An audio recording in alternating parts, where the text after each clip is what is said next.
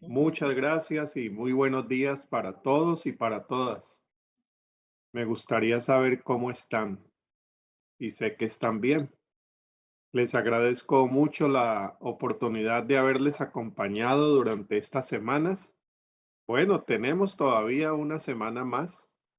He disfrutado mucho las clases, he disfrutado mucho el foro, las preguntas. Hasta ayer bien en la tarde, creo que había respondido todas. De verdad que hay preguntas que aunque pues las he respondido, darían para dar todo otro curso, todo otro curso. Son preguntas muy profundas. Sobre todo me ha gustado que son preguntas que nacen del compromiso que ustedes tienen con sus hijos, sus hijas, los participantes de escuela dominical, bueno, la vida. Entonces, de verdad que allí estamos aplicando lo que hemos dicho, ¿no?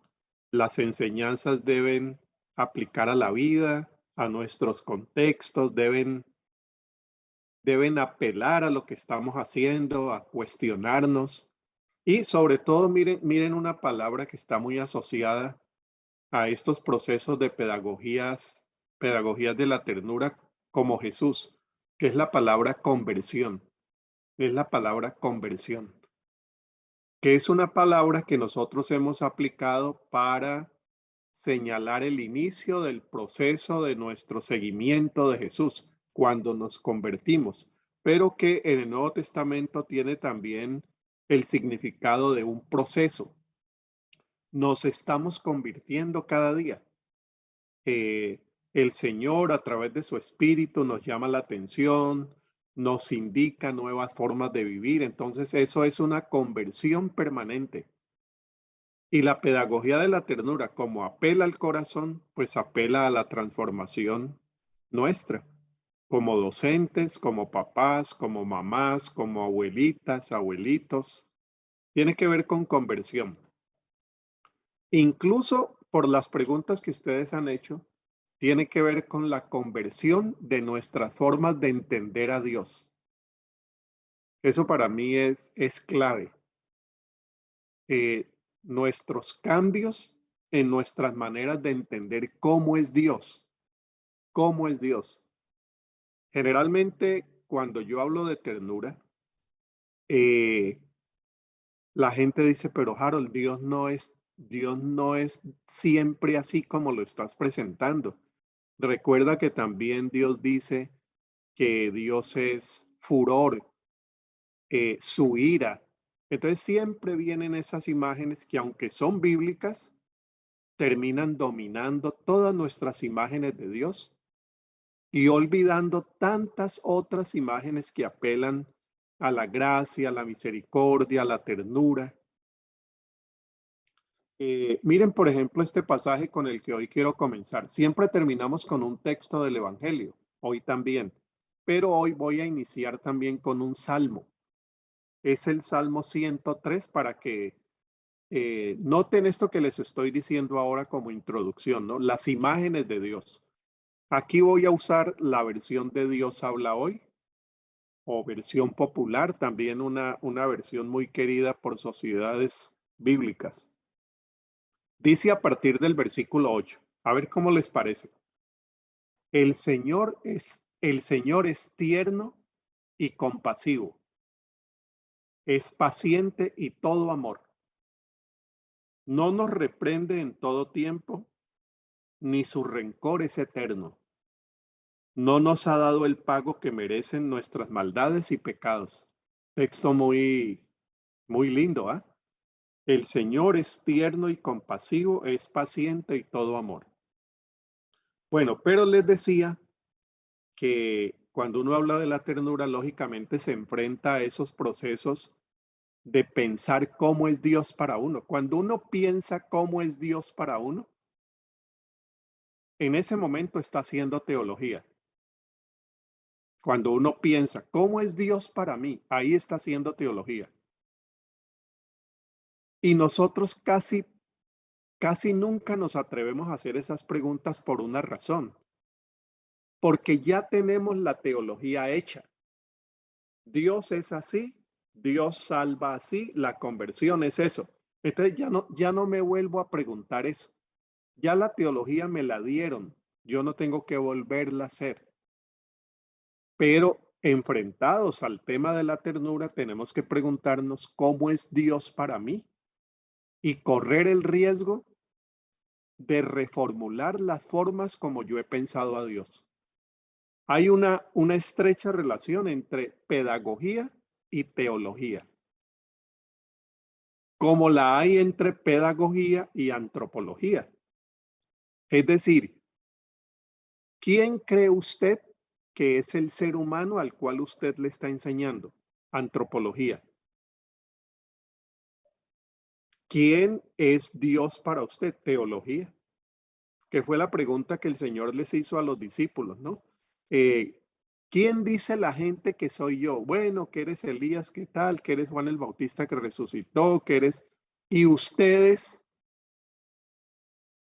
Entonces Pedro se levanta y responde. Por una razón, porque los judíos en la tradición del Primer Testamento tenían unas imágenes confusas de Dios. Tenían imágenes, por ejemplo, de que Dios requería sacrificios, que Dios los acompañaba para matar al pueblo enemigo. Tenían unas imágenes que aunque estos salmos habían dicho que Dios es compasión, ternura, paciencia, misericordia, que nos corrige, sí, dentro de su amor. Los judíos, aunque tenían esas imágenes, la imagen de Jesús, la imagen que Jesús trajo de Dios, fue una imagen muy distinta. Jesús vino a completarnos la imagen de Dios. Las imágenes que ellos tenían todavía colgando imperfectas o en duda, Jesús vino para redondearla. Y no solamente para decir, mire, Dios no es así, sino así, sino para decir, ustedes dicen que Dios es así, como yo estoy siendo, porque Él es la imagen visible del Dios invisible. Entonces Él viene para completarnos la imagen de Dios. Entonces las imágenes de Dios en la ternura debemos siempre conjugarlas con la imagen que nos da Dios en Jesús. ¿Cómo es Jesús? ¿Cómo enseñó Jesús? ¿Cómo vivió Jesús? ¿Cómo amó Jesús? Y eso puede ser muy terapéutico, muy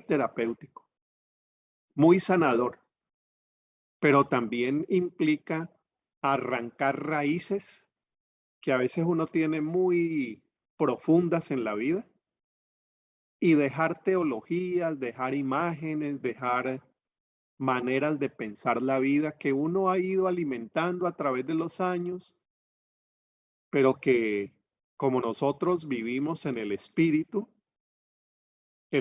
siempre trae nuevas cosas, nuevas inquietudes y tenemos que dejarnos renovar por él. Entonces quería comenzar con esto porque en las preguntas y en el foro hubo varias alusiones al tema de Dios.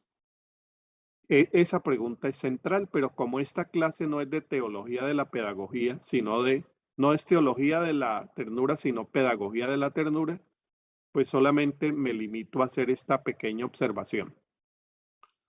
Eh, en verdad, los cursos que yo más doy son teología de la ternura. Teología de la ternura. ¿Cómo es Dios en el Antiguo, en el Nuevo Testamento? ¿Qué implicaciones tiene eso para nuestra pastoral? Hay pastorales muy rudas.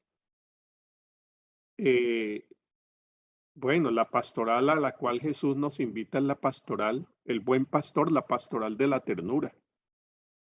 Y para este fin de semana, ya terminando hoy nuestra última clase, qué pesar para mí, les invitaría a leer la parábola del hijo pródigo.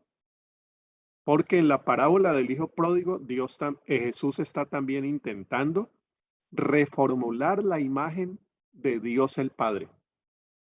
Y ustedes ven que el personaje central de esa parábola es el hijo mayor, que tiene una imagen distorsionada de Dios, una imagen de miedo, de temor, de limitación. Bueno, Como Jesús vino a enseñar una nueva imagen de Dios, pues lógicamente sus formas de enseñar eran formas muy diferentes a los maestros de la ley. Por eso en los 4 evangelios ustedes notan que hay esa referencia a los maestros de la ley y a Jesús como maestro. Ahí hay 2 pedagogías. Ese sería otro buen ejercicio, leer, por ejemplo, el evangelio de Mateo y ver cómo contrastan los maestros de la ley, cuál es la pedagogía, qué enseñan, cómo ven a Dios y la pedagogía de Jesús. Y por cierto, ahí nos aparece una nueva línea de pensamiento pedagógico, que es la de la contradicción y la controversia. La pedagogía de la ternura sabe entablar controversias, no se queda callado frente a ciertas situaciones, levanta la voz, voltea las mesas, les dice hipócritas a los que tienen que recibir ese mensaje. Entonces ahí hay, como les digo, esa otra línea de pedagogía de la ternura que se refleja en Jesús, contradiciendo, polemizando, entablando unos diálogos bastante fuertes con los fariseos, con los saduceos, con los herodianos, porque allí donde hay ternura, allí hay reclamo de justicia. ¿Ven esa relación que decíamos que hay entre pedagogía de la ternura y la búsqueda de una sociedad como la que Dios está buscando? Pero eso lo vamos a ver hoy en la segunda parte. Entonces, permítanme subir aquí la presentación y vamos a poner acá. Permítanme, subo esta pestaña. Creo que ahora sí estamos bien. Bueno, voy a presentarles entonces lo que vamos a hacer durante esta cuarta sesión. En nuestro cuarto encuentro nos concentraremos en los principales ejes o dimensiones de la pedagogía de la ternura y algunas de sus aplicaciones prácticas para los 3 ámbitos que nosotros hemos seleccionado: familia, escuela e iglesia. En familia, crianza tierna. En escuela, enseñanza tierna. En la iglesia, pastoral tierna. La pastoral de todo el cuerpo, ¿no? No solamente del pastor, sino cómo nos cuidamos, cómo nos alentamos, cómo nos ayudamos, cómo nos escuchamos. Tan necesario que ha sido todo eso en la pandemia.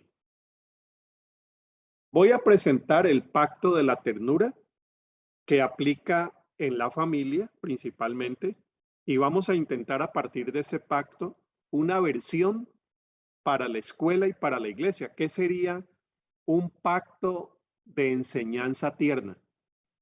Porque el pacto está hecho para la crianza, que es otra forma de enseñar, ¿no? Pero vamos a hacer las aplicaciones para esos otros ámbitos. En la parte final nos vamos a acercar a la dimensión social y política de la pedagogía de la ternura.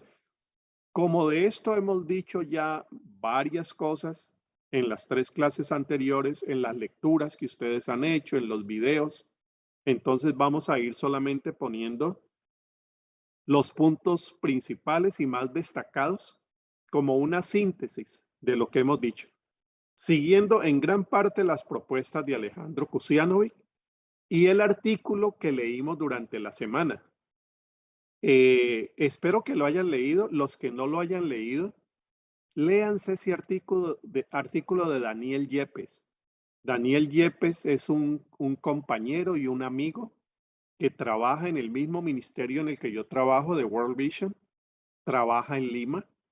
Escribió ese artículo, es discípulo de Alejandro Kusianovic y él me envió ese artículo para este curso.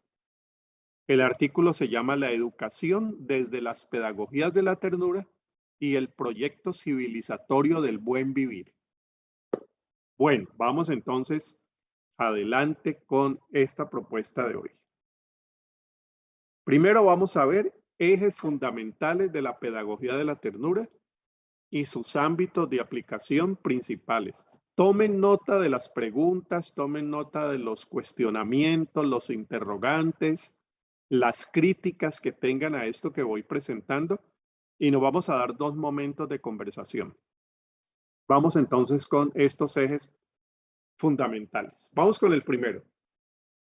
Estoy tratando de sintetizar en unos 6 ejes todo el tema. Lo sintetizaría así. Un eje es la experiencia del amor humano como condición del desarrollo. Permítanme decir lo siguiente. ¿Qué se necesita para un desarrollo armónico, para un desarrollo humano integral? La gente dice, bueno, lo que se necesita para el desarrollo humano integral es primero alimentación buena, por lo menos mínima y siempre sostenida, que la gente tenga alimento, que tenga techo donde vivir. Estas respuestas las dan quienes trabajamos en desarrollo comunitario. ¿Cómo logramos desarrollo en una comunidad muy pobre? ¿Cómo logramos desarrollo en un país?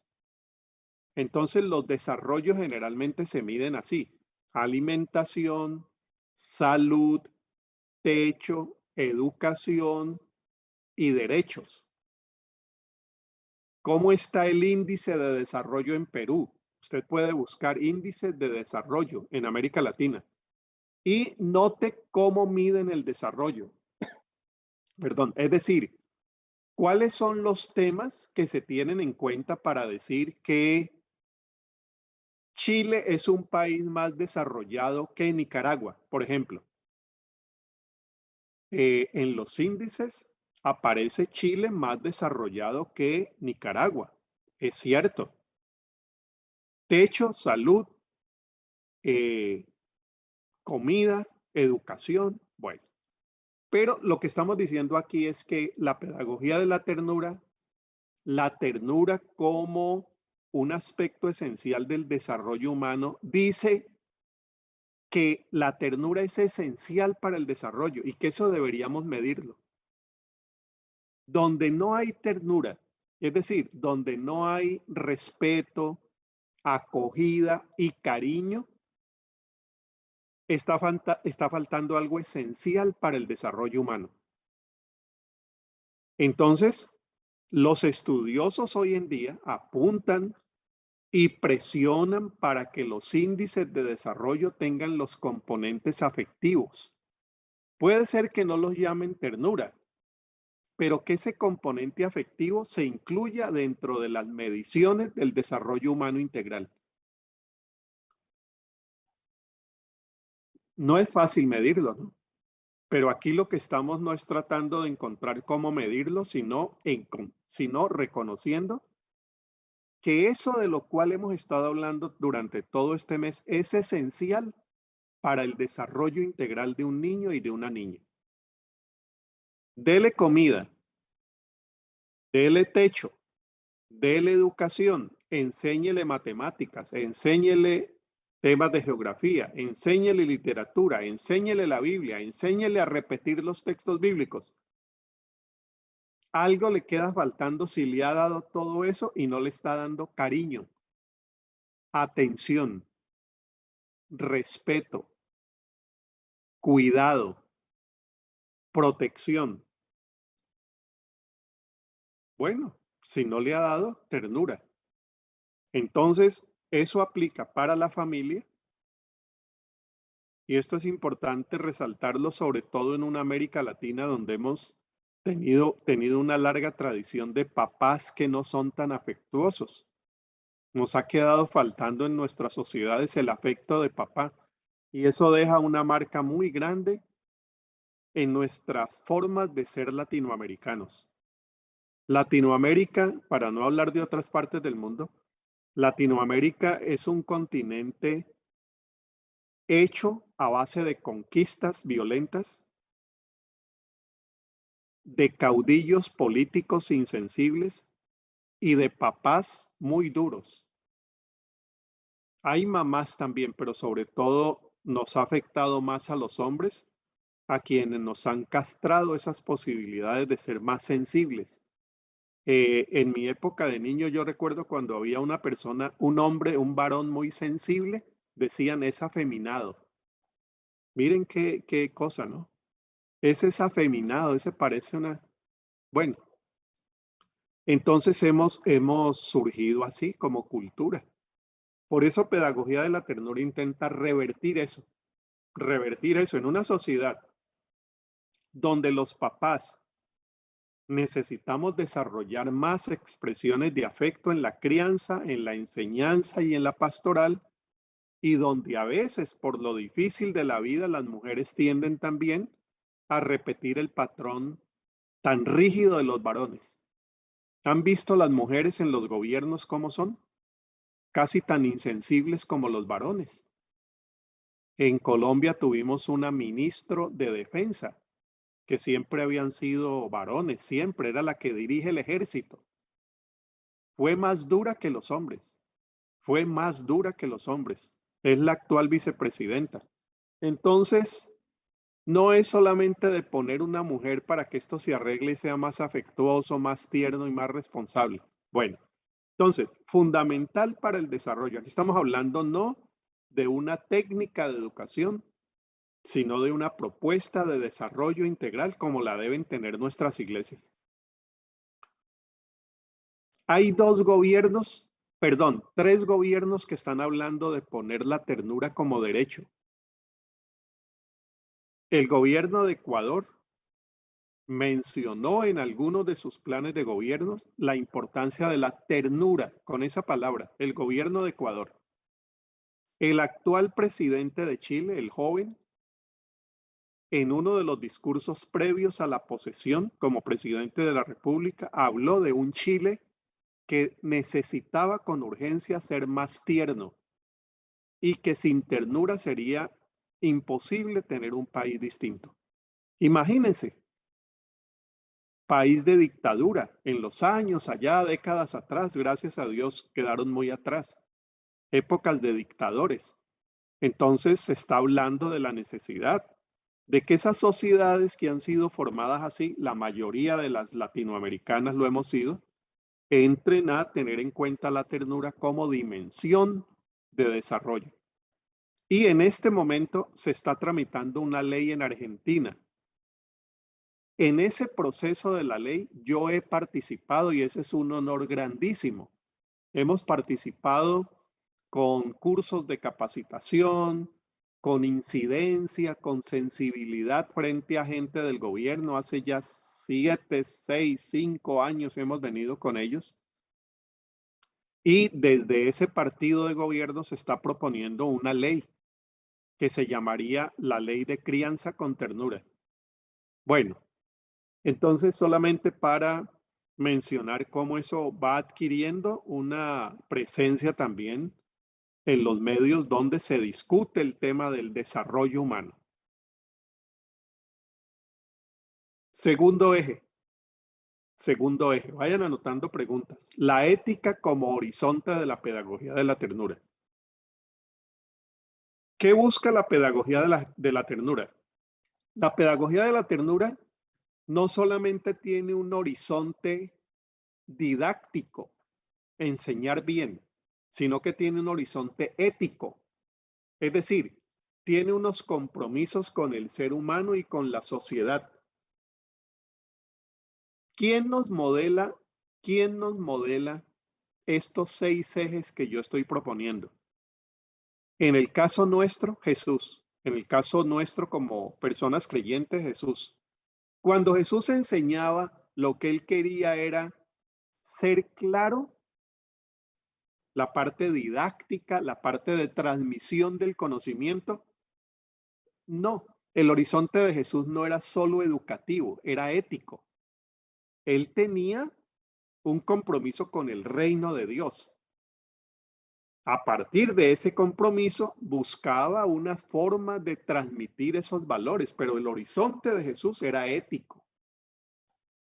Tenía un compromiso con los comportamientos de la gente. Por ejemplo, que las mujeres tuvieran un lugar en una sociedad donde las mujeres no valían mucho, ni los niños valían mucho, ni las viudas valían mucho, ni los extranjeros valían mucho, ni los pecadores valían mucho, ni los enfermos porque los rechazaban porque eran inmundos.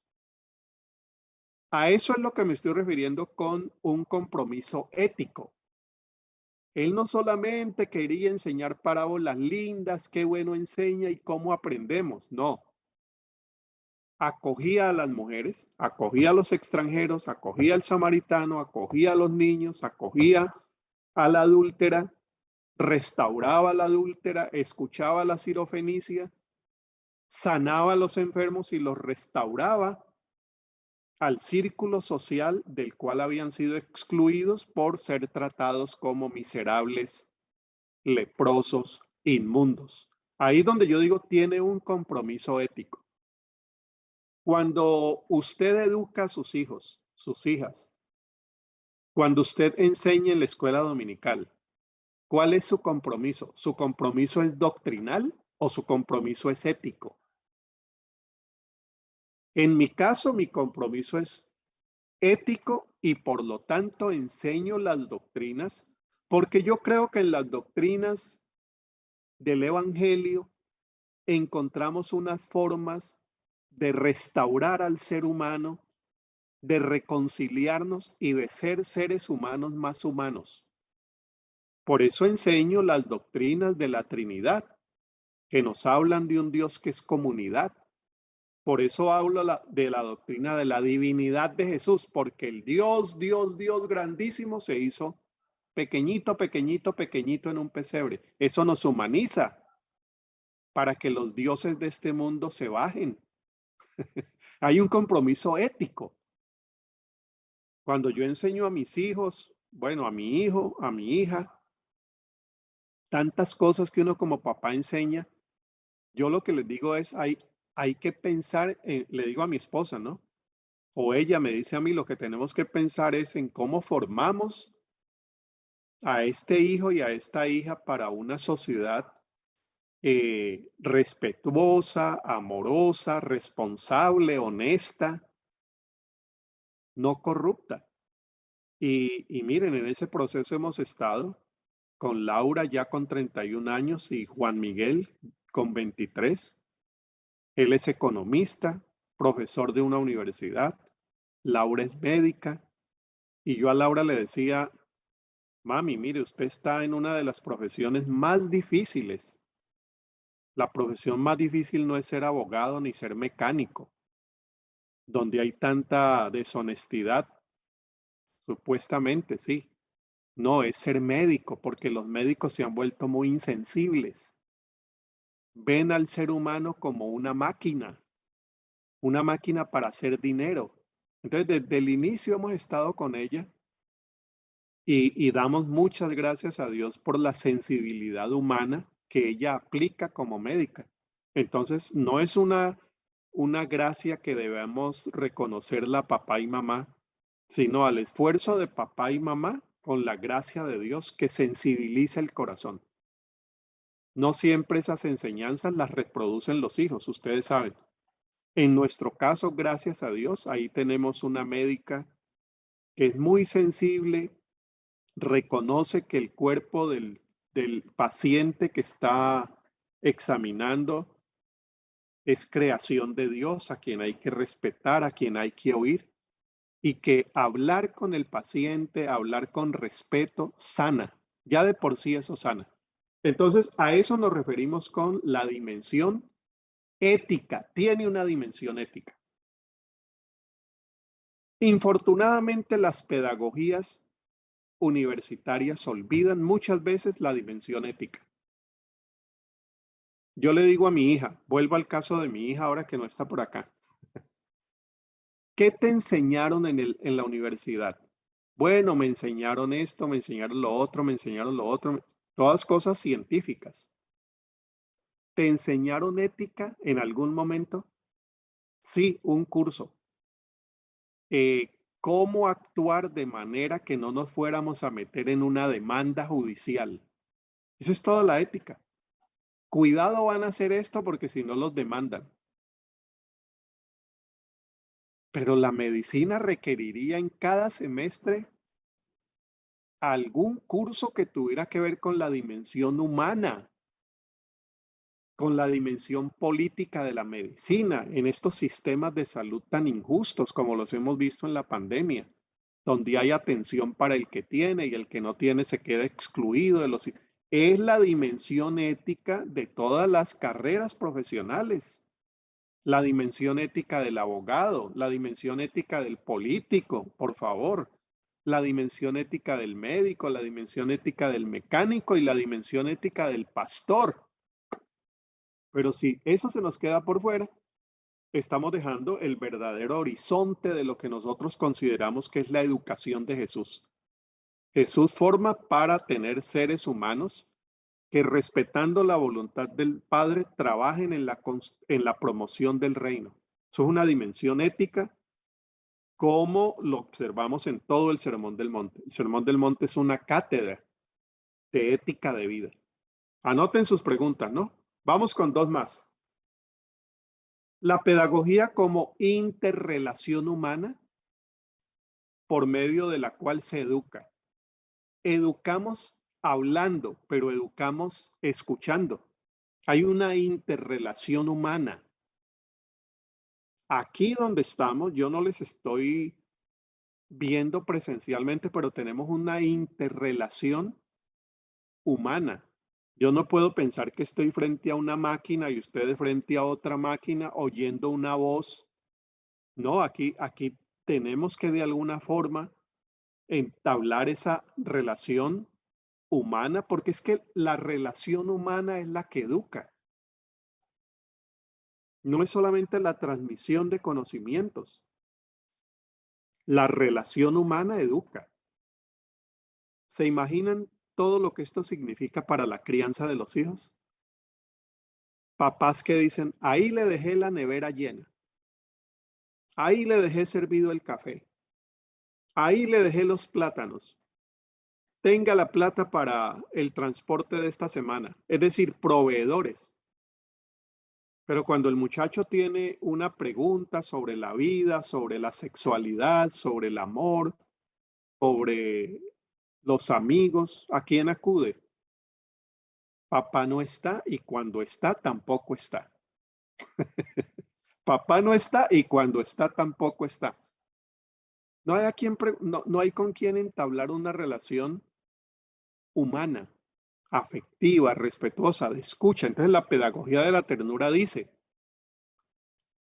educamos a través de esas relaciones humanas donde el educador, la educadora aprende, se sana a través de esas relaciones amistosas y los niños y las niñas van aprendiendo mejor porque lo que tienen al frente no es un ogro que enseña bien, sino un ser humano cálido, respetuoso,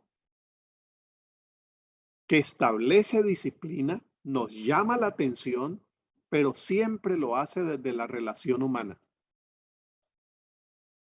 Quizá por eso queramos tanto a las abuelitas. Bueno, a la mayoría de abuelitas, porque hay abuelitas que son también muy difíciles. Abuelitas y abuelitos, porque ya el abuelo y la abuela forman a partir de la relación, del cariño. Qué bueno que eso lo pudiéramos tener desde cuando nace el niño y la niña.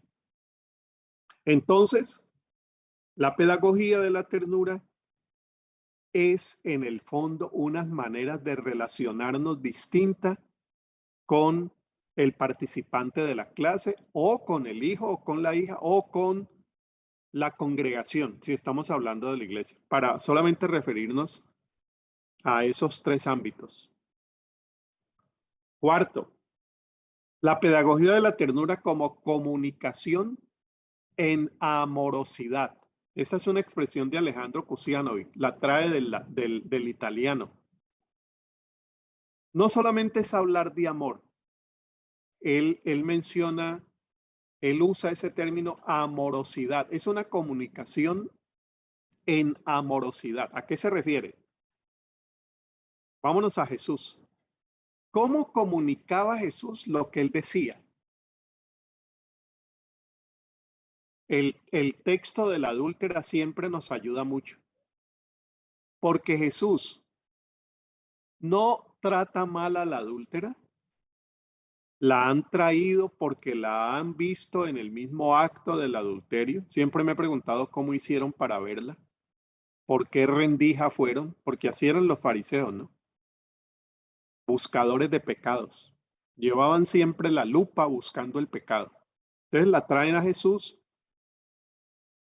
Jesús no la maltrata, tampoco maltrata a los que la trajeron.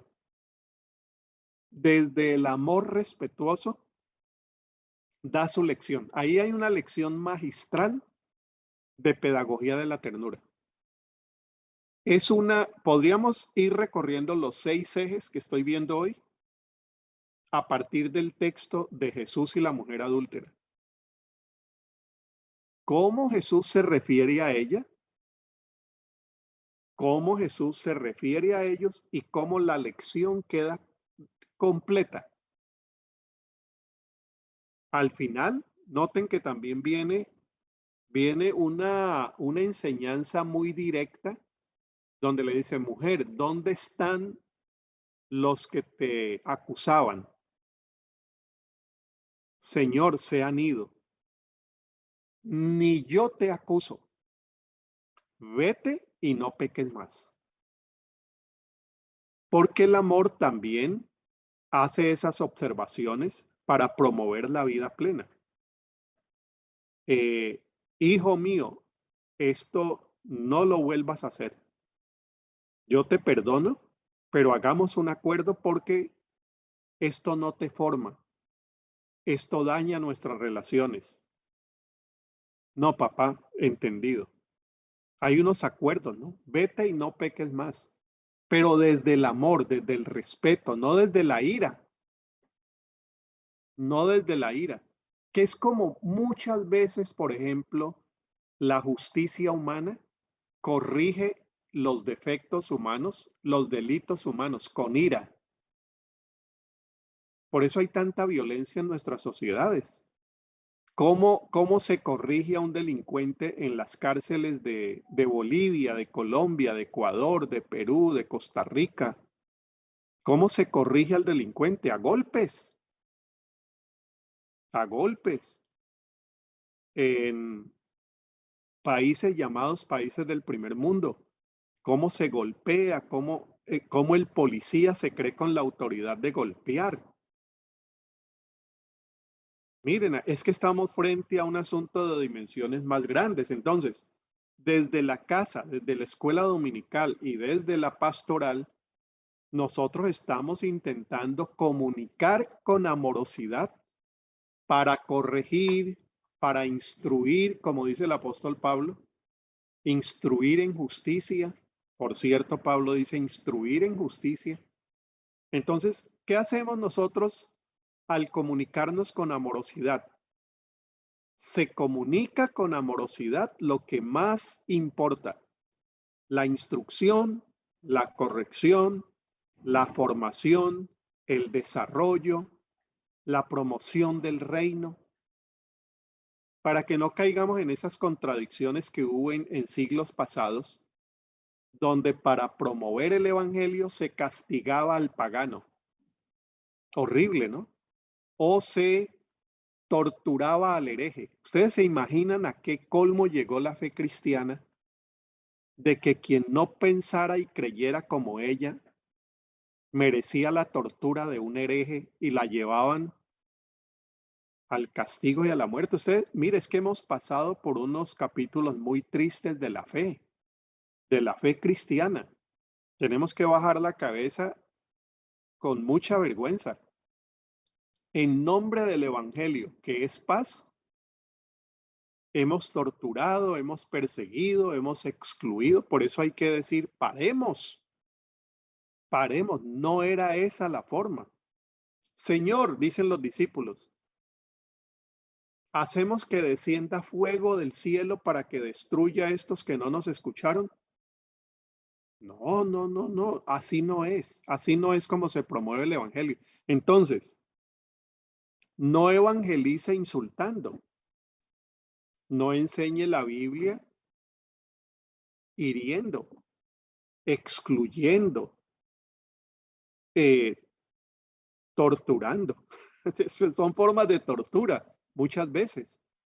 Entonces, la fe ha tenido una pedagogía muy equivocada, tanto católica como evangélica. Si no sigues los caminos del Señor, el Señor te mandará al fuego eterno del infierno.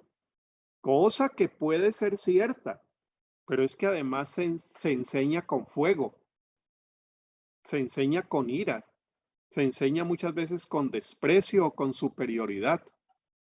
Miren a Jesús, cómo enseñaba el Evangelio. Entonces allí tenemos toda esa dimensión de comunicación en amorosidad.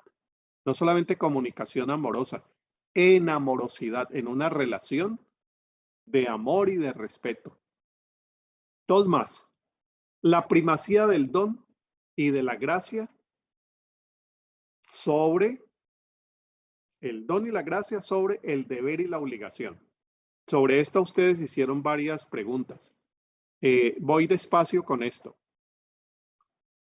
Las pedagogías tradicionales en América Latina han sido pedagogías marcadas por el deber y la obligación. Es decir, una palabra favorita de los docentes ha sido debes, tienes, estás obligado. Bueno, esas palabras a veces son aceptables, ¿no? Por ejemplo, aquí nosotros usamos foro obligatorio. Sí, esas palabras se pueden usar en su buen sentido. Yo prefiero otras, pero son válidas, como para decir, esta no es opcional. Bueno, pero a lo que me estoy refiriendo es que en las pedagogías latinoamericanas, ustedes y yo fuimos formados para el deber y la obligación, no para la formación. No nos explicaban por qué era que nos obligaban.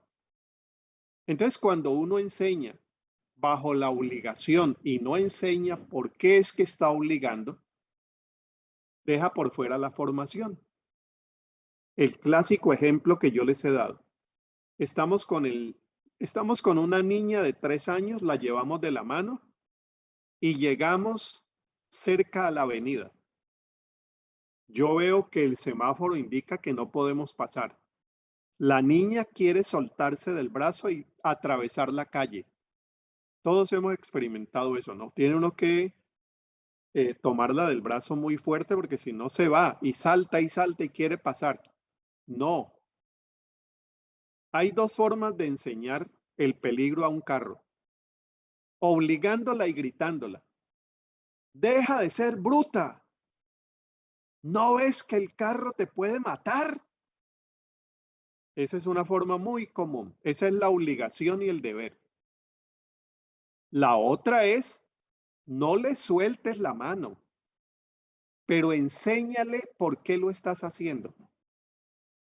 Porque tarde que temprano, mucho más temprano, la niña solita se va a ver expuesta frente a una situación de peligro y ya no va a tener un brazo que la obliga.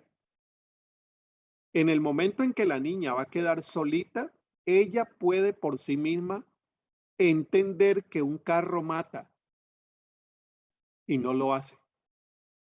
Mira, no pongas la mano aquí en el fogón porque te quemas, quema. ¿Quema? Sí, quema.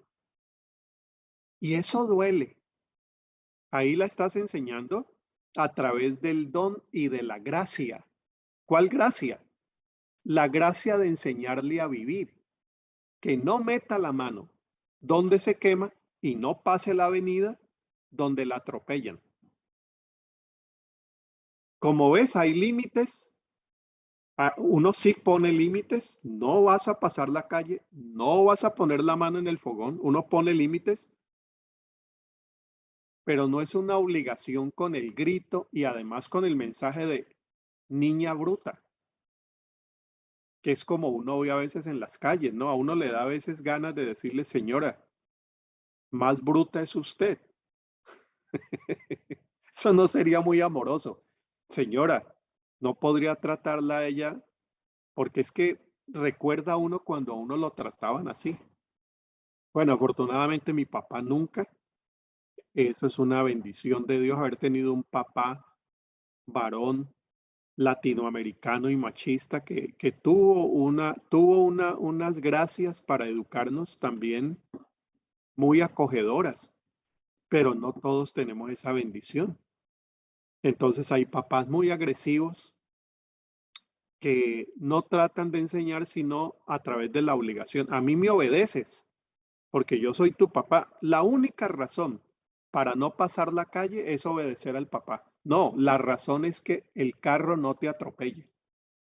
Entonces, eso es todo lo que estamos diciendo con enseñar a través del don y de la gracia. Yo te dono una lección que te ayudará para toda la vida. Ahorra, no por obligación. Ahorra porque quien ahorra estás dándole un don para la vida. Estás otorgándole algo que le va a servir. Cepíllate los dientes, porque mira lo que puede pasar cuando uno, entonces se cepilla así. Pero si va a la obligación con una chancleta al lado, cepíllate. Bueno, el niño lo hace por obligación y deber, pero hay que enseñar desde esas cosas mínimas por el don y la gracia. Hay que enseñar a no pasar la avenida porque se atropella, la atropellan, cepillarse los dientes, leer la Biblia. Si uno lee la Biblia desde niño por obligación, cuando llega a los 12 no va a querer saber más de Biblia. Yo pienso que en gran parte esta generación tiene tanta distancia del Evangelio por las pedagogías que tuvimos para enseñar la Biblia. Obligación. No te acuestes sin leer la Biblia porque tendrás pesadillas y Dios vendrá. Las cosas que nos decían a nosotros siendo pequeños sobre el infierno, sobre el purgatorio. Mi familia era católica. Mi papá, mi mamá murieron católicos. Entonces todas esas enseñanzas es un evangelio poco tierno. Entonces la escuela dominical debe apuntar al don y la gracia, no al deber y la obligación. Y va a haber todo el cambio que eso produce. Y la sexta, la ternura como virtud política para transformar la democracia no solamente en un símbolo, sino en un modo de vida. Esa es la dimensión política de la cual vamos a hablar un poco más adelante. Es decir, la ternura tiene esa dimensión social, tiene esa dimensión política, tiene esa dimensión democrática, no democracia figurada, democracia real donde todos tienen voz, donde a todos se les escucha, donde todos tienen derechos, donde todos son tratados como seres humanos creados a imagen y semejanza de Dios. Entonces, ahí hay una apuesta política, no partidista, no política, de poder vivir en la polis, en la sociedad, de unas maneras respetuosas. Por eso es tan importante el tema de los derechos humanos en la pedagogía de la ternura. Quien cree distinto a como nosotros creemos, ¿tienen derechos? Quien se comporta distinto a como nosotros nos comportamos, ¿tienen derecho? Quienes creen sobre la familia distinto a como nosotros creemos, ¿tienen derecho o deben ser perseguidos y excluidos y maltratados? Ese es un tema que tiene que ver con la ternura como virtud política. Tú puedes pensar distinto a mí, tú puedes creer distinto a mí, tú puedes comportarte distinto a mí, pero eres un ser humano. Y aunque no creas como yo creo que debo defender tu derecho independientemente a cómo estés viviendo, mientras que eso no sea delito. ¿Ves? Mientras que eso no sea delito, mientras sea diferencia de comportamientos, vamos a buscar una manera armónica de vivir en una sociedad que llamamos democrática, donde todos tengan derecho. Eso hay que tenerlo en cuenta porque como nosotros no hemos educado en ternura, en don y en gracia, ahora queremos que la gente se comporte de acuerdo al Evangelio por obligación. ¿Y saben cuál es la nueva forma de obligación que hemos encontrado? La política. La política partidista, que tengamos un presidente evangélico para que desde la ley imponga el Evangelio. Bien, otra vez, la obligación y el deber. No puedes, no puedes, no puedes, no puedes. Ese prohibicionismo que cada vez se ve galopante en nuestras sociedades latinoamericanas. Prohibicionismo de izquierda y prohibicionismo de derecha, prohibicionismos católicos y prohibicionismos evangélicos. Entonces la ternura entra por otro lado. Iglesias que forman en la ternura y no en el deber y la obligación, porque eso no produce los hombres y las mujeres que la sociedad está necesitando. Voy a terminar acá para que tengamos una conversación. Voy a terminar con el tema de educación sexual. Tema difícil. ¿Cómo enseñar educación sexual en la iglesia? ¿Cómo enseñar el uso del condón? ¿O no lo enseñamos? Siendo yo pastor en Cali, tuvimos una experiencia con unos 2 médicos. Era la época más difícil del VIH-Sida. Y decían que, bueno, frente a frente a la promiscuidad y todo esto, se estaba produciendo, eran como las primeras versiones para entender el VIH y SIDA. Entonces, que era importante enseñar el uso del condón, porque el condón protegía el preservativo, ¿no? Entonces yo tomé la decisión con el equipo de liderazgo que íbamos a tener una gran conferencia en un lugar público. Iban a participar 2 médicos, eran evangélicos, por cierto. Iba a participar un docente, iba a participar yo como pastor e íbamos a hablar sobre estos temas de prevención sexual.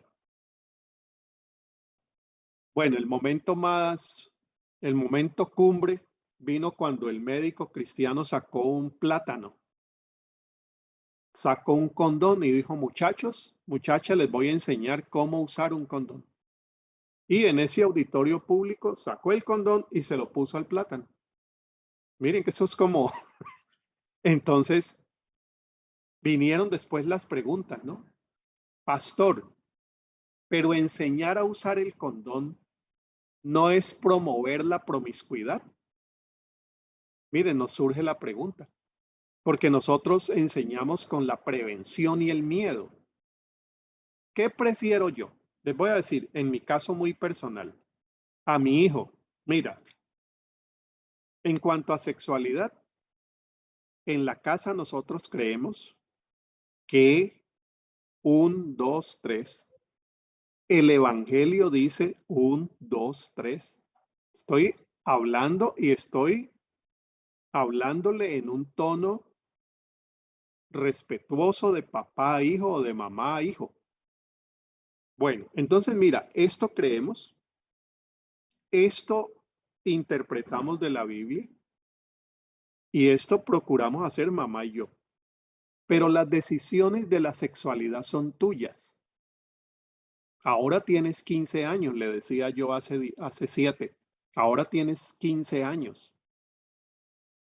Vas a tener 16, 17. Mamá y yo no podemos ir detrás tuyo para vigilar tu vida sexual. Lo que has aprendido acá y lo que has aprendido en la iglesia es esto.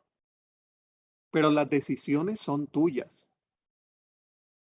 Y tú debes, en tus decisiones, reconocer también cómo se protege uno y tienes que aprender a usar el preservativo. Yo espero que, pero yo no espero que en el momento en que tomaste una decisión contraria a la que mamá y papá te enseñaron, no sepas cómo usar este asunto. En casa lo vas a aprender. Y en casa aprendieron cómo se usa un preservativo. Bueno, son formas de enseñar. Hay muchos hermanos y hermanas que les da mucho miedo enseñar así porque dicen, ¿cómo le voy yo a enseñar a mi hijo? Estoy promoviendo la promiscuidad, estoy promoviendo. No, lo que tienes que promover un ser humano responsable y libre que va a decidir muchas cosas contrarias a las que tú quisiste y debe estar preparado para eso. Debe estar preparado para eso y para mucho más. Bueno, solo ejemplo, ¿no? Vamos a tener aquí un momentito de conversación y vamos a entrar a algo que les va a gustar mucho. Bueno, veo el chat y conversamos. Aquí abro el chat. Dice Gilma, a veces se confunde ética con moral. ¿Cuál sería la diferencia entre ética y moral? Mira, yo tenía un profesor, un experto en ética. Él fue presidente de la Comisión de Ética de América Latina, que decía que es lo mismo, etimológicamente es lo mismo.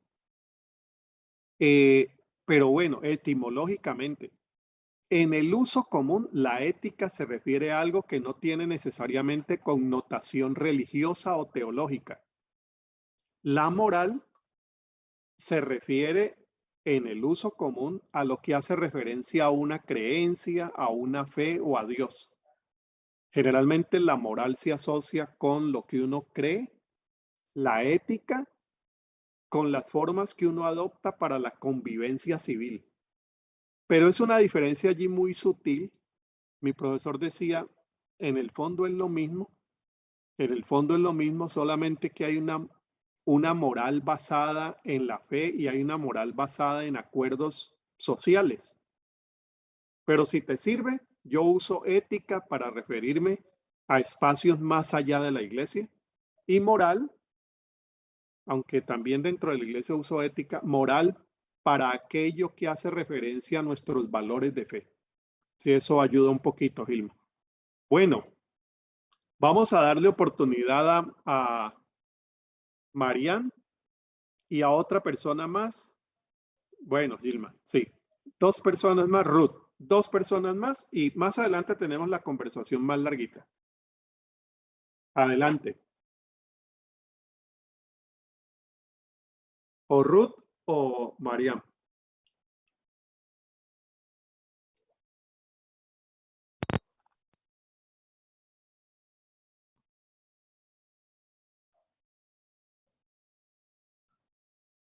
A ver si las habilitas. Sí, creo Hola. que ya te habilitaron, Ruth, el Sí. micrófono. Adelante. Gracias, profesor. Son temas tan interesantísimos que, bueno, sí hay mucho de qué hablar al respecto. Sí. En la primera parte quisiera hacer mención que es muy difícil aplicar esta pedagogía de la ternura, sobre todo en iglesias evangélicas tradicionales, que hemos heredado una formación educativa de nuestros padres, más pegada a las leyes judías que al Evangelio de Jesucristo, ¿no? Entonces, hemos recibido de todo en las correcciones y eso no nos ha preparado con un filtro para nuestra familia. En muchos casos hemos vuelto a hacer lo que hicieron nuestros padres con nosotros. Aprendemos por el amor, por la exigencia del amor que tenemos con nuestros hijos a ser mejores, pero arrastramos como un lastre cosas que deberíamos. Entonces, en ese aspecto, me encantaría que Pedagogía de la Ternura se enfoque con técnicas para ayudar a los padres, porque es en el núcleo donde tendría que originarse el cambio. Si esperamos que el cambio se origine en las escuelas o en la comunidad, es muy lejos del núcleo. Sí, sí, sí. Y para poner en práctica cada día, porque está bien, el cristiano, el evangélico, hace morir el pecado, la carne, todos los días, Sí. como el apóstol Pablo. Pero ¿cómo ponemos en práctica una pedagogía de la ternura con técnicas que nos ayuden Sí. a hacer morir las herencias que hemos traído. Entonces, Sí. por ahí, eso como una pregunta. Y lo segundo que me gustaría comentarles a todos es que en Perú, por ejemplo, tenemos una ley respecto a la sexualidad que indica que las niñas que cumplen 14 años, es decir, hoy yo cumplo 14 años, estoy habilitada para sentarme frente a mis padres y decirles, yo he decidido tener relaciones sexuales. Ujú. Y es responsabilidad de los padres protegerla o no. Entonces, cuando yo me enteré de esa ley, me asombré porque yo tengo una hija jovencita y dije, wow, no estoy preparada para que mi hija se siente frente a mí en mi contexto evangélico y me diga, madre, he decidido empezar a tener relaciones sexuales y que yo tenga que amparar su deseo por esa ley. Entonces me quedé bastante preocupada y dije, ¿cómo yo Ujú. la educo? ¿Cómo la preparo para que ella sea responsable con su sexualidad, Claro. aun si ella no decide ser seguidora de Jesucristo? Ujú. Porque el padre evangélico cristiano desea y hasta impone que sus hijos sean evangélicos. Pero si educamos con ternura, tenemos que aprender a respetar a la persona en todas sus decisiones. ¿Y qué tal si mi hijo o mi hija me dicen, yo no quiero seguir el camino que tú sigues, soy mayor de edad, estoy decidiendo otro camino? ¿Cómo en el aspecto sexual, como madre responsable, yo tengo que decidir? Así que me encantó mucho el ejemplo que usted puso de la educación con sus hijos, profesor. Yo no lo he hecho de esa manera, hablo mucho con ellos del tema, pero entiendo que si nos quedamos callados como lo hicieron nuestros padres, no vamos a hacer el gran cambio. Necesitamos hablar de la sexualidad, reconocer un poco las leyes que hay en cada país, Sí. cómo el joven, el niño, el adolescente, cómo está proyectando su sexualidad. Y en la gran lección que yo tuve es que si la persona no desea seguir el camino del evangelio o ser un seguidor de Jesucristo, como madre, mi responsabilidad es llevarlo a un ginecólogo, enseñarle a mi hijo cómo protegerse, Sí. porque Sí. más doloroso es que en poco tiempo traigan un embarazo no deseado o una familia que jamás habían planeado. Entonces, Mm. es tan delgada la línea, profesor, que hasta da un Sí. poco de temor hablar del Sí, sí, asunto, sí, claro, claro. pero, pero responsablemente, no espiritualizando ni siendo legalista, Ujú. ni espiritualizando ni siendo legalista, desde la responsabilidad. ¿Qué tendría que hacer? Asumir mi rol de madre responsable, llevarlos a un ginecólogo y enseñarles cómo protegerse, hablarles siempre del amor Sí, de Dios, orar por ellos, sí, mucho. la luz del Evangelio penetre, que el Espíritu Santo impregne su ser, que abran sus oídos espirituales, que se abran al llamado del Señor, pero más no se puede hacer. Sí, Es así la es, Ruth. conclusión a la que Sí. estoy llegando, de acuerdo también a la experiencia fabulosa que usted tiene. Y muchísimas gracias, profesor, y gracias No, por... gracias, Ruth. Muchas gracias. Mira, en cuanto a técnicas, bueno, generalmente las organizaciones que trabajamos ya en la parte técnica de cómo hacerlo, en el caso de World Vision, que es una organización de fe cristiana, nosotros tenemos talleres de 3 días que se llama Crianza con Ternura. Cómo disciplinar sin golpear, cómo. Entonces ya te da toda la parte técnica. Ahora yo voy a decir algunas, pero para conocer esos talleres les estoy poniendo aquí el sitio Conexión Ternura y allí buscas la parte referente a crianza con ternura, que viene toda la enseñanza sobre cómo ya hacer la parte del día a día en la casa. En cuanto a la ley, cada vez tenemos leyes más contrarias a lo que nosotros quisiéramos como gente de fe. Por ejemplo, esta ley que dice de 14 años puedes tener relaciones sexuales, hay que tener en cuenta ahí, Ruth, y todos y todas lo siguiente. Las leyes indican lo que ya uno puede hacer. En la casa uno enseña lo que uno debe hacer. Es la diferencia. Un niño de 16 años puede fumar. La ley dice no. Y si fuma, va a la cárcel. Bueno, esa ley es un poco absurda, ¿no? En algunos países la hay. No puede fumar sino... No, entonces viene una ley y dice, a partir de los 14 puede fumar, no va a la cárcel. Eso es lo que regula la ley. ¿Significa que debe fumar? La ley no le está diciendo que después de los 14 todos tienen que fumar. No, la ley lo que está es limitando la imposición judicial. En la casa, ¿qué es lo que nosotros hacemos? No lo que debe o no debe, eso es enseñar por la ley. No es lo que tiene, sino lo que debe por su propio bien. Ahí va la pedagogía de la ternura. Por ejemplo, les voy a contar algo aquí ya que estamos abriéndonos. Yo fumé marihuana entre los 14 y 15 años por curiosidad. Y en esa época en Colombia fumar marihuana era delito.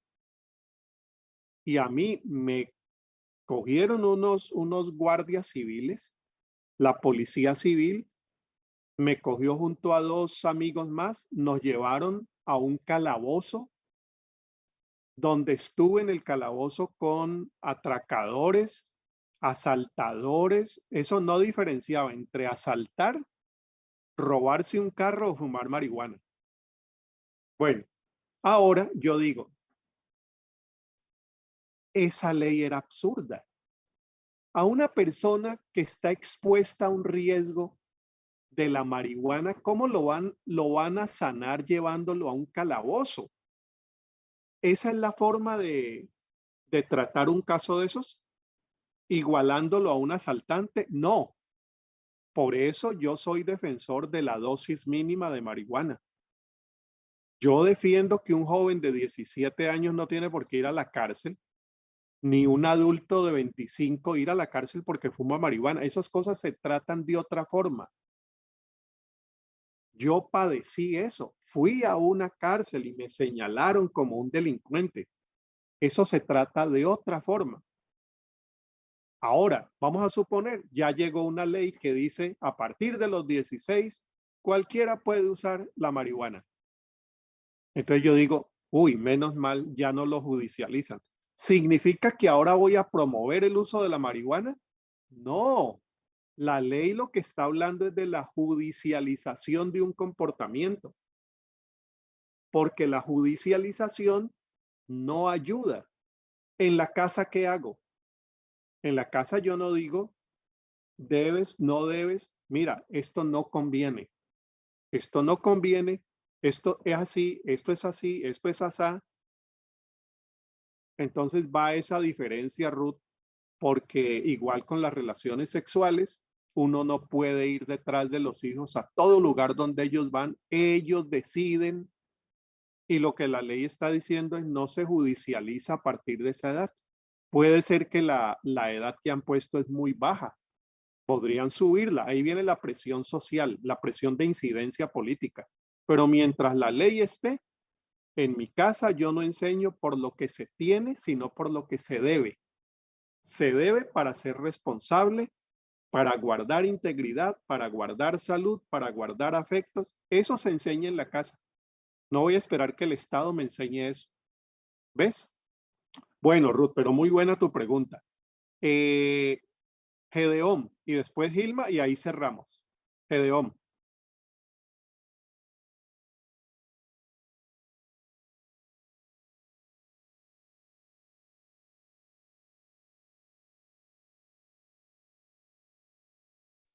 Gedeón, tu pregunta. O Gilma, si está lista Gilma. Bueno, sí, yo estoy lista. Gilma.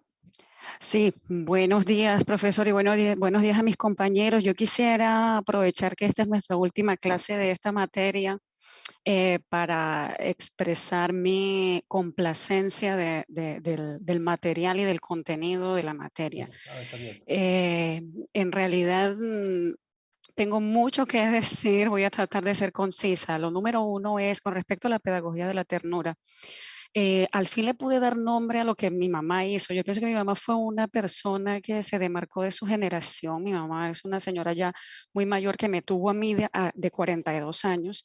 Sin embargo, ella, yo pienso que hizo un cambio después de todos los hijos que había tenido y ella hizo un cambio en su pedagogía conmigo. Y ella usó esta pedagogía de la ternura, esta pedagogía más basada en lo que acaba de mencionar el profesor Harold, más basada en lo que debo hacer y en la importancia de tomar mis propias decisiones y asumir las consecuencias de mis decisiones, más que en la obligación y la Ujú, ley, y eso no lo hagas porque está prohibido. Una mujer que en aquel tiempo todavía no tenía el evangelio en su corazón, ¿ah?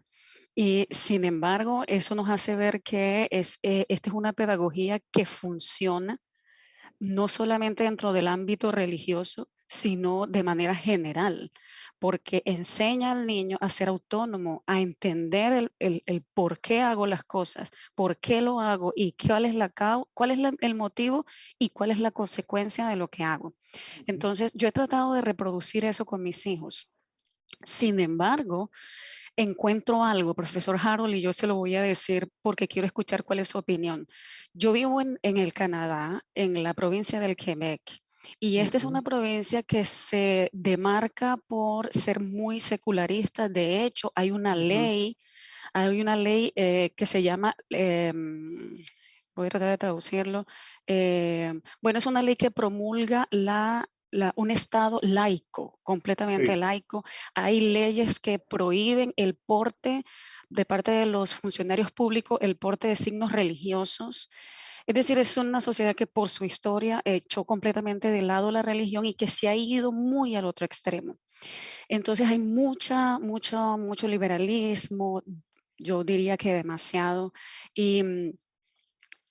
Y, lo que usted acaba de decir, aquellas cosas que deberían ser libertades se van convirtiendo más como en imposiciones, ¿no? Entonces en la ujú, escuela lo que tiene que ver con la educación sexual ya no se convirtió en cuídate de esto, puedes hacer esto, es tu opción, puedes tomar esta decisión, estas son tus opciones, sino así debes ujú, ser. Así debes vivir. Esto es lo que debes hacer para poder realizarte, para poder ujú, encontrar tu identidad. Haz esto otro.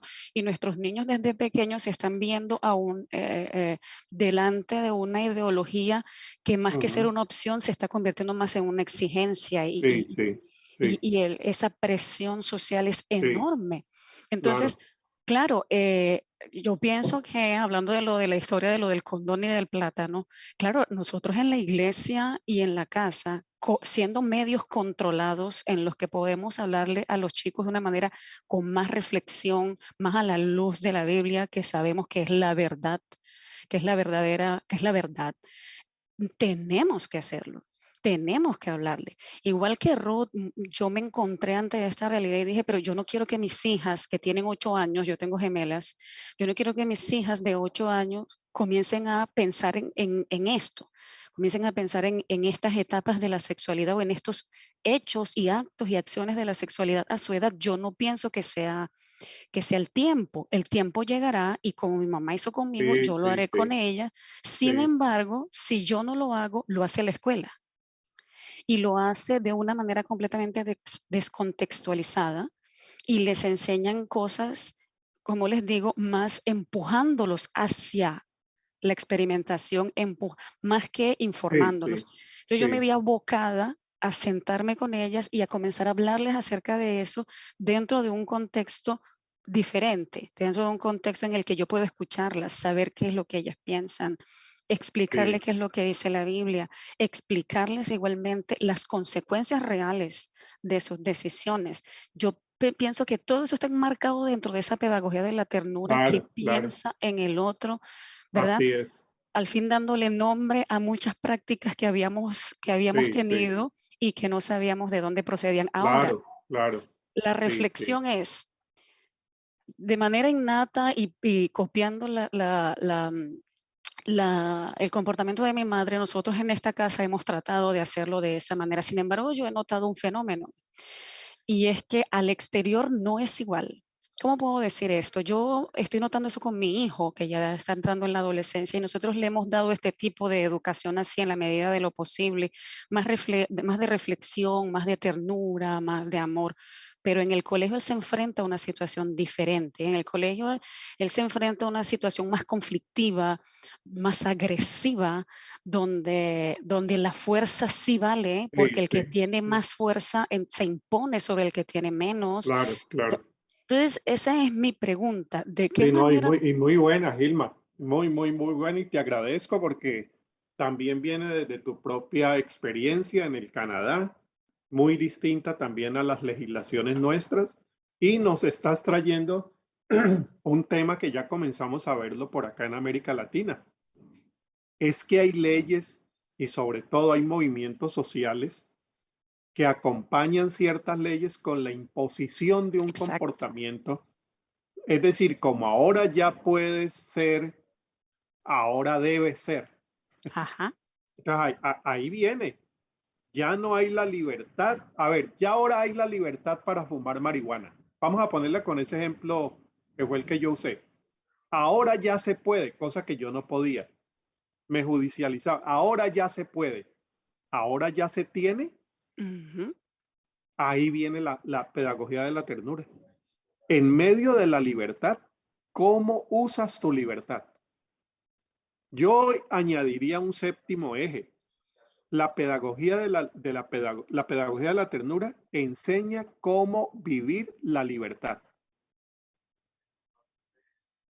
¿Cómo vivir cuando ya puedo hacerlo? Ahí viene la gran prueba de la educación. El Señor dice, conoceréis la verdad y la verdad os hará libres, pero la pedagogía de Jesús va orientada a la libertad. ¿Qué vamos a hacer con la libertad? Ya puedes fumar marihuana. ¿Eres libre para hacerlo? Sí. ¿Debes hacerlo? Cuidado. Mira esto, mira mi experiencia, mira lo otro. Entonces viene la formación desde la escuela dominical que resiste a la libertad que muchas veces la sociedad está presionando para que se vuelva en deber. Ahí está la gran diferencia, ¿no, Gilma? Entonces yo anotaría esto, ¿no? La pedagogía de la ternura intenta responder a la pregunta, ¿qué hacer ahora que soy libre? Sí, yo también acabo de tomar nota y lo voy Sí, a, ¿qué y voy a- hacer con eso? Que es el tema de Gálatas. La carta Gálatas lo que está diciendo es, ¿qué hacer ahora que somos libres en Cristo? Ya no tenemos la ley. Ese es el tema de Gálatas.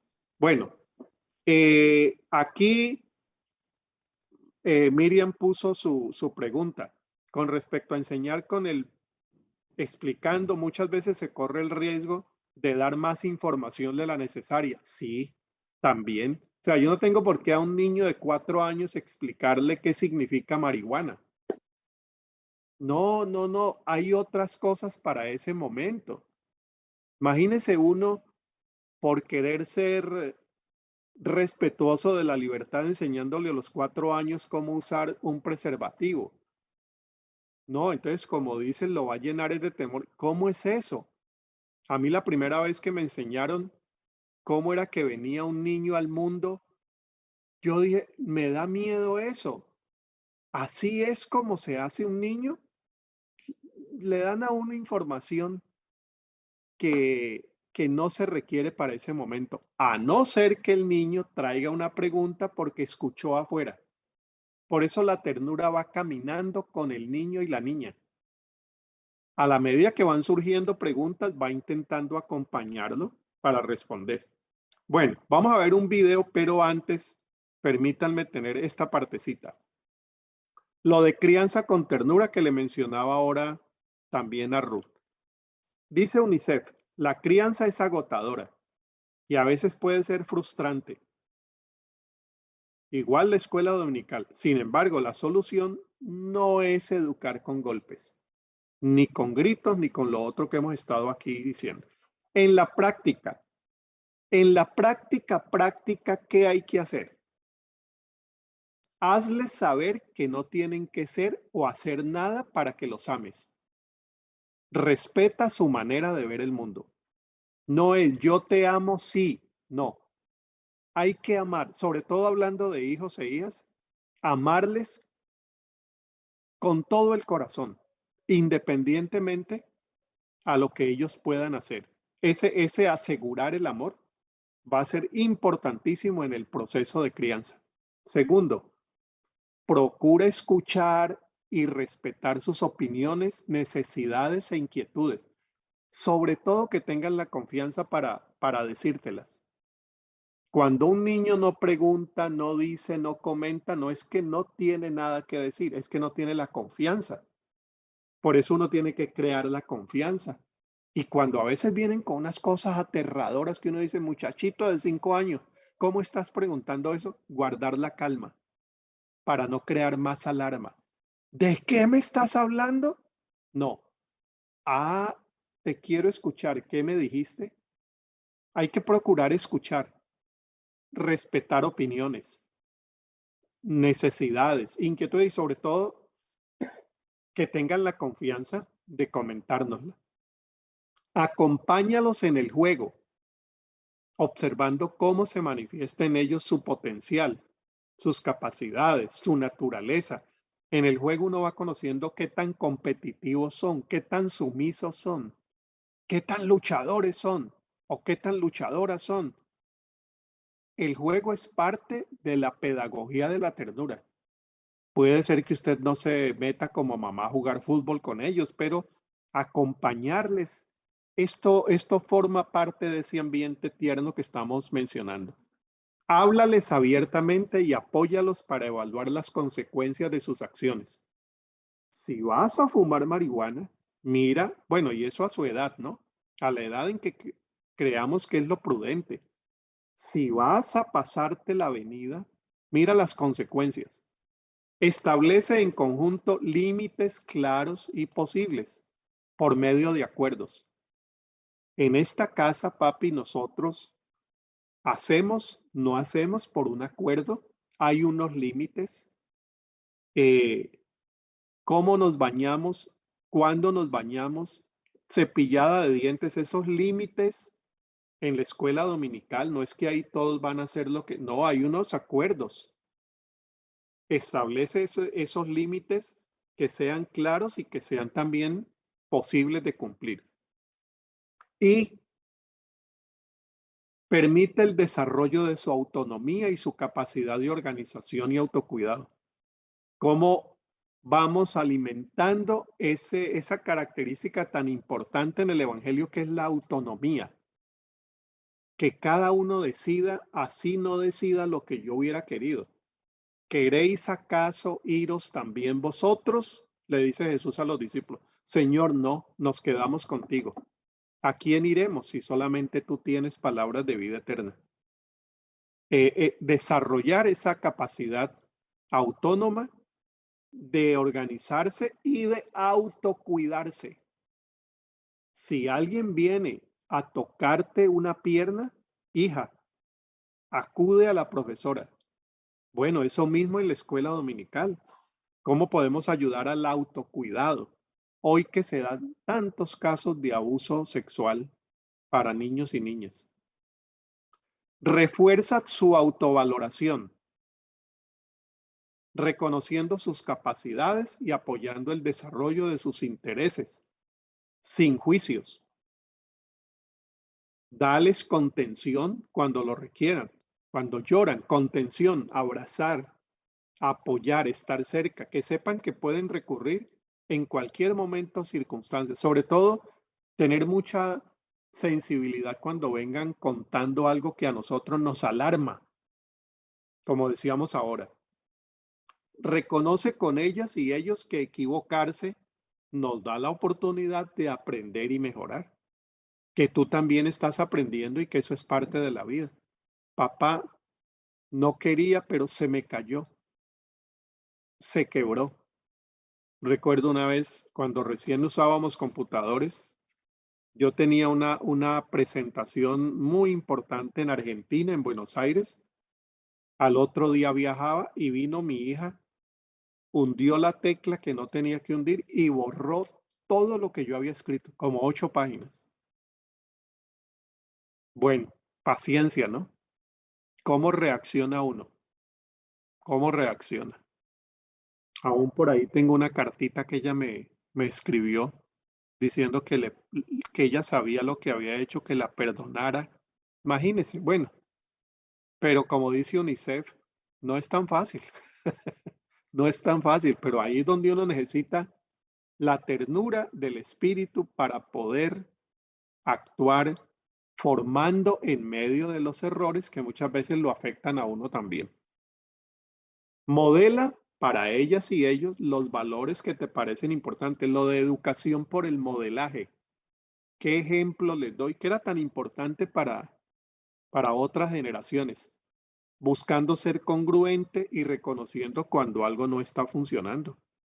Mira, yo también fallo en eso porque, pero ir acompañándoles en ese modelaje de vida y valida sus emociones y apórtales elementos para que aprendan a reconocerlas y expresarlas abiertamente sin lastimarse y sin lastimar a otros. Cómo enojarte, cómo pelear, cómo discutir, cómo reclamar. Mi hijo una vez, siendo muy pequeño, lo molestaban. Dije, papi, tienes que ser un poco más firme. Anda donde la profesora y le dices. O llama al amigo y dice, a mí no me trates así. ¿Cómo expresar? Pero no es, si te dan un golpe, saca y dale 3. Bueno, ¿cómo reaccionar emocionalmente frente a la frustración, frente a la burla, frente a la crítica? ¿Cómo manejar emociones? Todo un asunto también de pedagogía de la ternura. Bueno, todo esto se enmarca en un pacto que nosotros en la organización promovemos para que la gente firme. Estamos promocionando un pacto de la ternura. Y en ese pacto de la ternura, nosotros, por ejemplo, decimos, hay unas cosas básicas que no deberíamos olvidar. ¿Se compromete usted con no gritar más? ¿Eso podría ser posible? ¿Hablar con respeto? Segundo, no ser dominante y ponerte en el lugar del otro. No es aquí se hace lo que a mí me da la gana, porque yo soy tu papá y Dios me dio la autoridad. Use esa autoridad para amar, no para gritar. No ser indiferente cuando el niño viene con una situación difícil. Bueno, entonces nosotros tenemos un pacto que la gente firma. En el caso de Perú se quería que 1 millón de personas firmara y se le enseña a la persona a establecer relaciones de amor, guiar el crecimiento, abrazar, besar, en lugar de usar pues las formas que hemos generalmente seguido para la crianza, que son formas muchas veces agresivas y violentas. Veamos un video sobre el pacto de la ternura y cómo funcionó esto en Perú, cómo está funcionando también en Perú. Entonces, vamos a ver el video. Ya el hermano que nos está apoyando, Ronald, nos va a ayudar.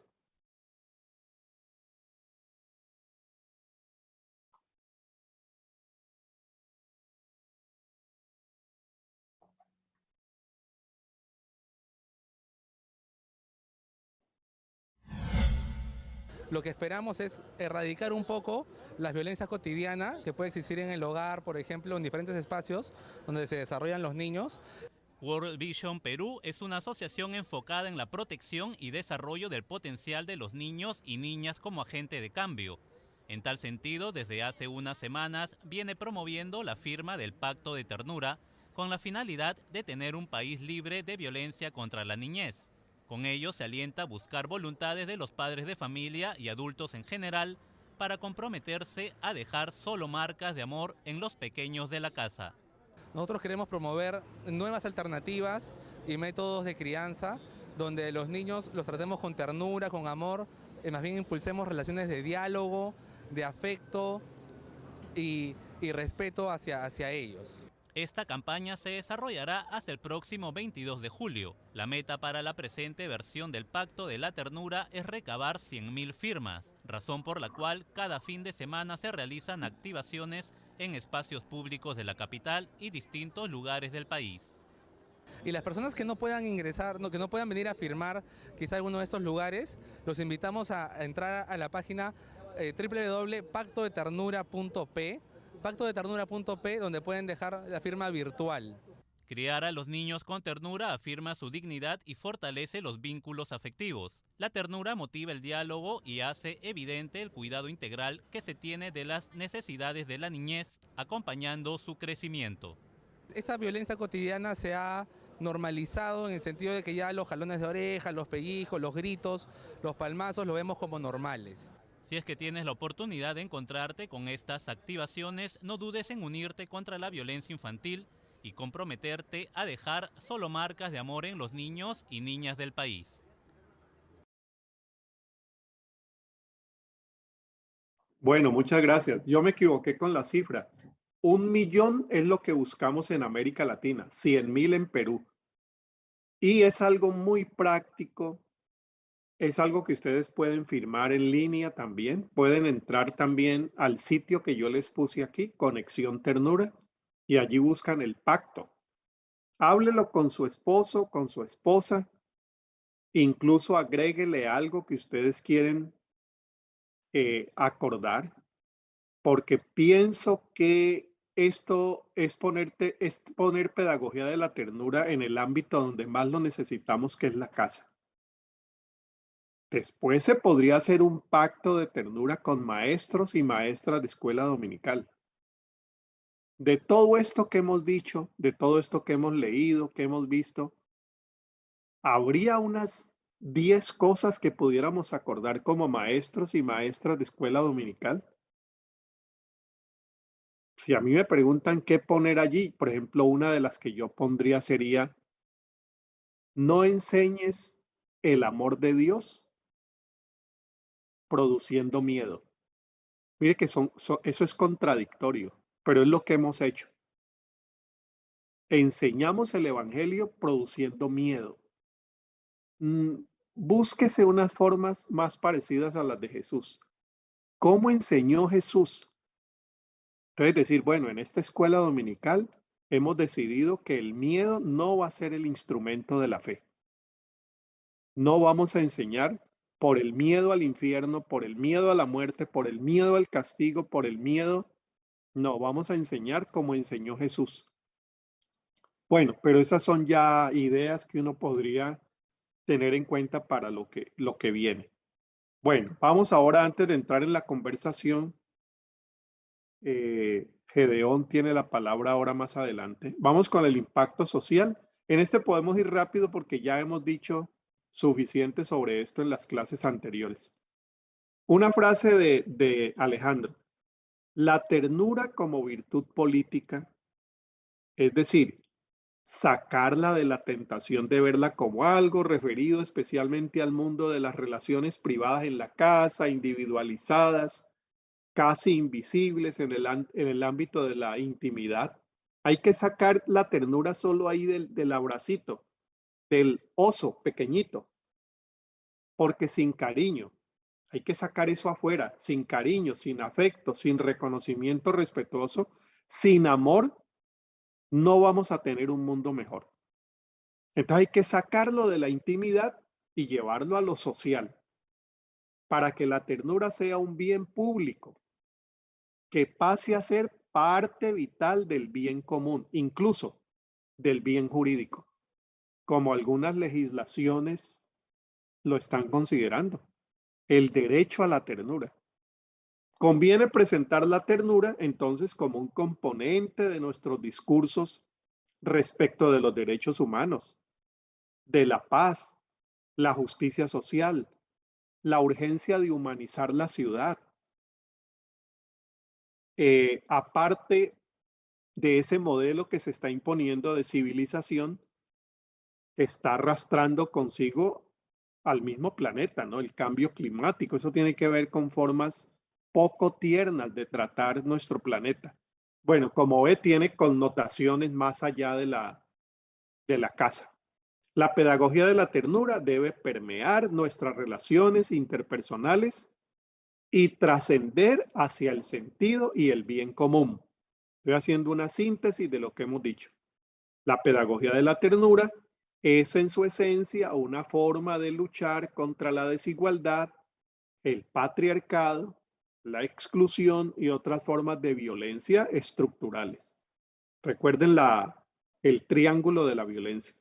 La pedagogía de la ternura procura la formación integral y humana de los niños, las niñas de la sociedad de hoy, pero también se pregunta y lucha por la sociedad del mañana. La pedagogía de la ternura forma parte de una nueva ética, así como para la comprensión de la política como ética pública donde convivamos de una manera más armónica. Despojar subliminalmente a la pedagogía de la ternura de su potencial político y de su fuerza ética, es decir, de domesticarla para dejarla solamente en el espacio privado, dice Alejandro, es vaciarla del sentido de justicia. Es negar a que sea la ternura quien promueva una sociedad también donde haya más respeto e igualdad. Bueno, preguntas. Voy a poner estas preguntas aquí. ¿Cuál es la responsabilidad de la educación cristiana en la aspiración de una sociedad más justa, solidaria, en paz y menos corrupta? Esa es una dimensión política de la escuela dominical. ¿De qué manera contribuye al sueño de paz y de justicia la crianza con ternura cuando la estamos aplicando en la casa? ¿Tiene una dimensión social y política? ¿Qué aprendemos de la pedagogía de Jesús acerca de aspirar a una sociedad como la que hemos mencionado aquí? ¿Jesús tenía en cuenta esa dimensión ética y social? ¿Eso es parte de nuestra fe y de nuestro ministerio? Bueno, son preguntas que surgen de lo que hemos estado hablando ahora. Y para que entremos en la conversación, leo este texto. Entonces le llevaron unos niños para que pusiera las manos sobre ellos y orara. Pero los discípulos, no fueron los fariseos, los discípulos los reprendieron. Entonces Jesús dijo, dejen que los niños se acerquen a mí. Jesús se indignó, Jesús reclamó. No se lo impidan porque el reino de los cielos es de los que son como ellos. Ustedes tienen que aprender más de ellos que ellos de ustedes. Y luego de poner las manos sobre ellos, afecto, se fue de allí. Bueno, Gedeón, tienes la palabra.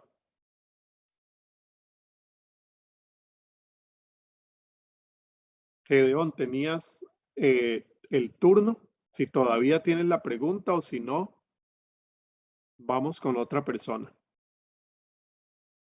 Nati, adelante, Nati. Ay, ya sí. Hola, ¿cómo están? Hola, Nati. ¿Cómo Adelante. están?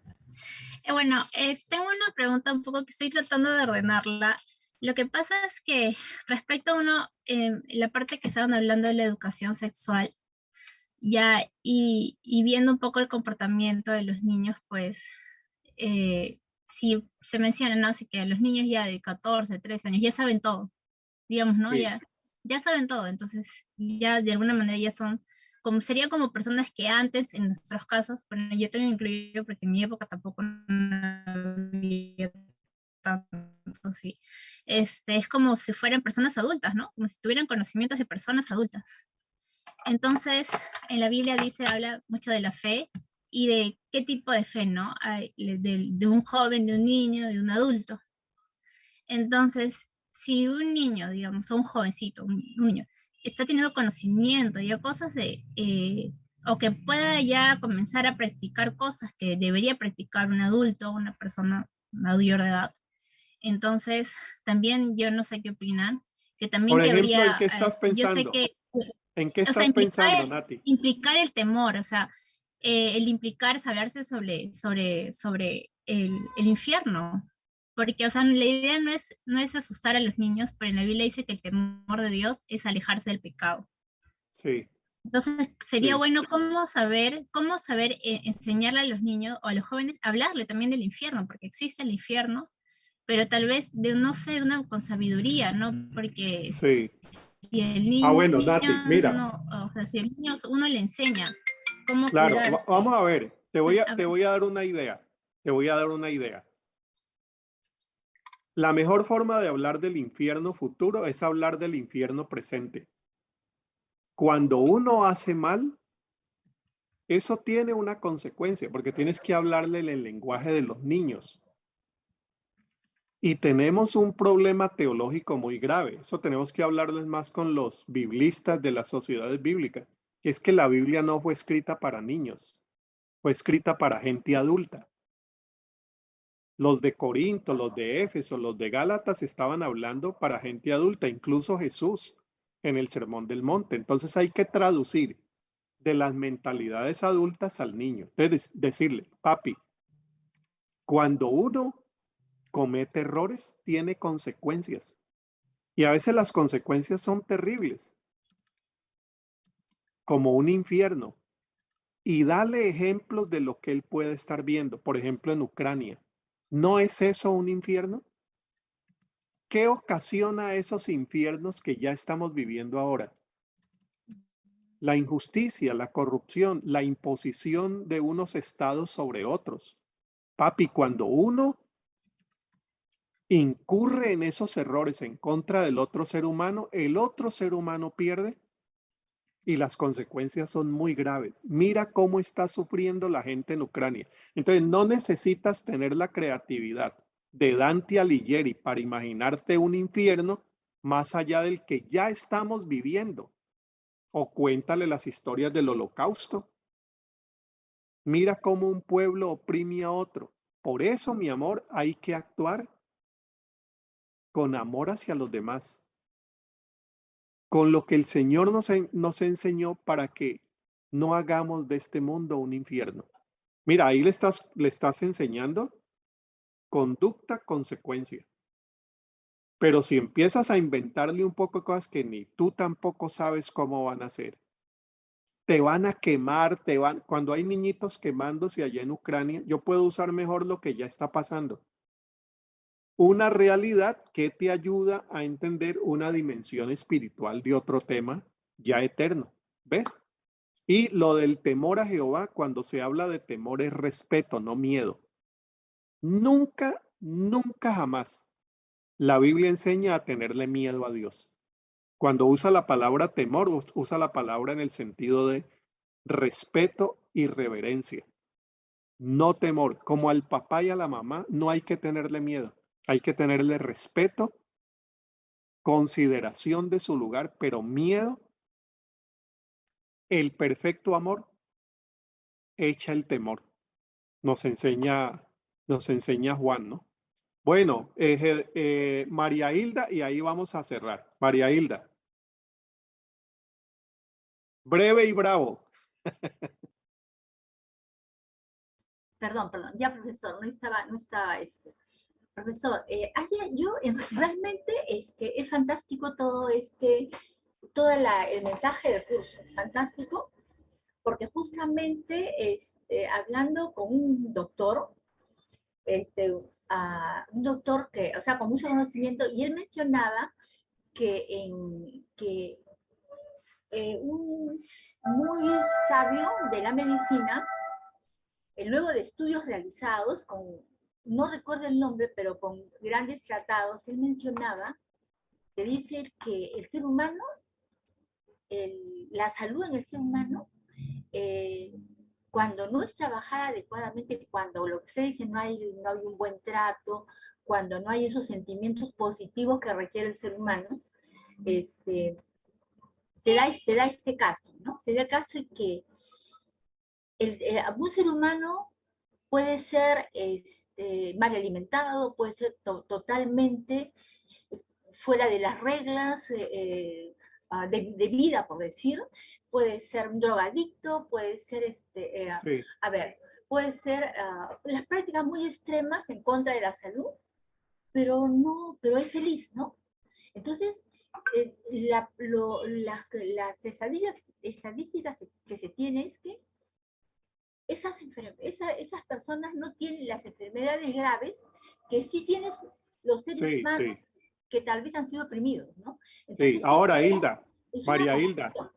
Pero María ahí, Hilda, ya. María Hilda, mira, como me queda un minuto y quiero ser cumplido Pero con el horario, yo quería eh, llegar a otra cosa, no era eso el centro. El centro era que el problema de Estados Unidos. Tengo una amiga que tenía un problema tremendo en la crianza de su hijo. Ella decía, ¿cómo lo mando a una escuela estatal? Tiene toda la libertad de tirarle las motas a los profesores. No hay reglas, te estoy hablando de hace como 30 años. sí, Y tenemos el resultado, ¿qué pasó con esa apertura hacia el buen trato a los alumnos para que después surjan las pandillas? ¿Qué pasó, no? Eso es sí. lo que iba a concluir. Bueno, bueno. Y Sí, disculpa. que María Hilda, mira que es el tema de cómo usar la libertad. Porque si la libertad la usamos para irrespetar al docente, para irrespetar al papá y a la mamá, no estamos siendo libres, sino esclavos, como dice ¿Cómo se Jesús. maneja eso? Porque el que hace pecado, esclavo del pecado es. Como vamos a tener ahora ya los 5 minutos de cierre y voy a dejar a Adriana y a Leticia que lo hagan, yo solamente quiero agradecerles muchísimo su interés, sus preguntas a Sociedad Bíblica, la oportunidad de estar con ustedes y me despido como inicié. El Señor es tierno y compasivo, es paciente y todo amor. Recuerden que tenemos el examen, son 10 preguntas. Yo espero que les vaya muy bien, que las 10 saquen 10, porque si les va mal, el que quedó mal soy yo. Bueno, Leticia y Adri,